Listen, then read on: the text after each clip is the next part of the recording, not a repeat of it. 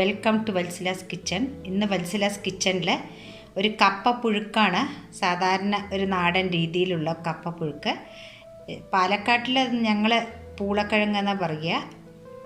എന്നാലും അത് കപ്പ പുഴുക്ക് എൻ്റെ ഒരു ഫ്രണ്ടിൻ്റെ റിക്വസ്റ്റ് പ്രകാരമാണ് ഇടുന്നത്. അപ്പോൾ ഞാൻ 1/2 കിലോ കപ്പ ചെറിയ കഷ്ണങ്ങളാക്കി മുറിച്ച് കഴുകി വെച്ചതാണത്. ഇതാദ്യം ചെയ്യാൻ പോണത് ഒരു 1/2 ടീസ്പൂൺ മഞ്ഞൾപ്പൊടിയും കുറച്ചിതിന് പാകത്തിന് ഉപ്പും ചേർത്തിട്ടൊന്ന് വേവിച്ചെടുക്കാം. ഇതിന് കറക്റ്റ് മെഷർമെൻ്റ് ഒന്നും വേണ്ട. ഞാനിവിടെ എടുത്തിരിക്കുന്നത് ഒരു 1/2 ടീസ്പൂൺ കടുക്, ഒരു 4 വെളുത്തുള്ളി. അതിൻ്റെ മണം ഇഷ്ടമല്ലാത്തവർ വെളുത്തുള്ളി ഇടണ്ട. പിന്നെ കുറച്ച് ചെറിയ വെങ്കായം മുറിച്ച് വെച്ചിട്ടുണ്ട്, ഒരു 6 പച്ചമുളക്, കുറച്ച് കരിവേപ്പിൻ്റെ ഇല, ഒരു 5 ടേബിൾ സ്പൂൺ തേങ്ങ.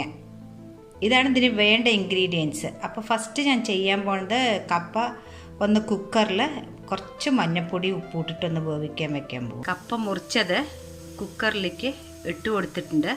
ഇനി ഇതിലേക്ക് മഞ്ഞൾപ്പൊടി, ഉപ്പ് ഇട്ട് കൊടുക്കുന്നുണ്ട്. ഇതൊരു 2 പ്രഷർ വെക്കുന്നുണ്ട് ഞാൻ കുക്കറിൽ. 2 പ്രഷർ കഴിഞ്ഞതാണിത്. നല്ലോണം വെന്തിട്ടുണ്ട്. ഇനി ഇതിൻ്റെ വെള്ളം മുഴുവൻ നമ്മൾ ഊറ്റിക്കളയണം. ഇത് കിഴങ്ങ് വെന്തതിന് വെള്ളമെല്ലാം ഊറ്റിക്കളഞ്ഞതാണ്. നല്ലപോലെ വെന്തിട്ടുണ്ട്.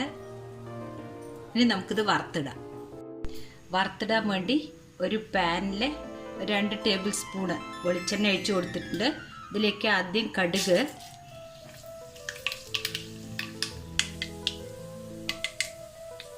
ഇതിലേക്ക് ചെറിയ വെങ്കായം, പച്ചമുളക്,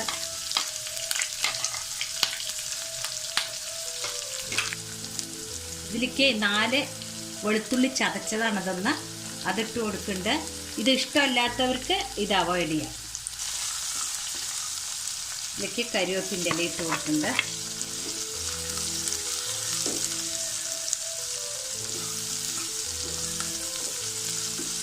എരിവ് വേണ്ടവർക്ക് 2 മുളക് അധികം ഇട്ട് കൊടുക്കുക.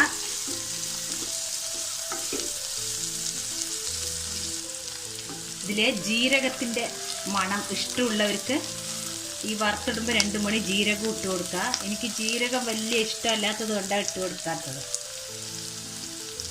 ആ എടുത്ത് വെച്ച തേങ്ങ ഇട്ട് കൊടുക്കുന്നുണ്ട്. ഇനി ഈ വേവിച്ച് വെച്ച കിഴങ്ങ്,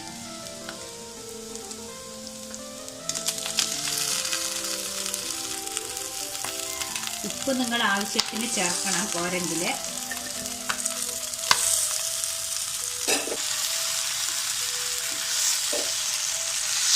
ഇതിന് മെയിനായിട്ട് കുറച്ച് വെളിച്ചെണ്ണ നല്ലോണം ഒഴിച്ചു കൊടുക്കണം. ഇത് റെഡി ആയിട്ടുണ്ട് പുഴുക്ക്.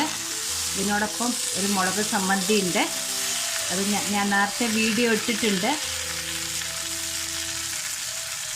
അങ്ങനെ നാടൻ കപ്പ പുഴുക്ക് റെഡി ആയിട്ടുണ്ട്. നാടൻ കപ്പ പുഴുക്ക് റെഡി ആയിട്ടുണ്ട്. വളരെ ഈസി ആയിട്ടുള്ള ഒരു മെത്തേഡാണിത്. ഇതിനോടൊപ്പം ഞാൻ ഈ മുളക് ചമ്മന്തി വെച്ചിട്ടുണ്ട്. ഇതിൻ്റെ വീഡിയോ നേരത്തെ ഇട്ടത് കൊണ്ടാണ് ഇപ്പോൾ അതിനെപ്പറ്റി എക്സ്പ്ലെയിൻ ചെയ്യാത്തത്. നിങ്ങളെല്ലാവരും ഈ വീഡിയോ കണ്ട് ഇഷ്ടപ്പെട്ടാൽ സബ്സ്ക്രൈബ് ചെയ്യാൻ മറക്കരുത്. Thank you.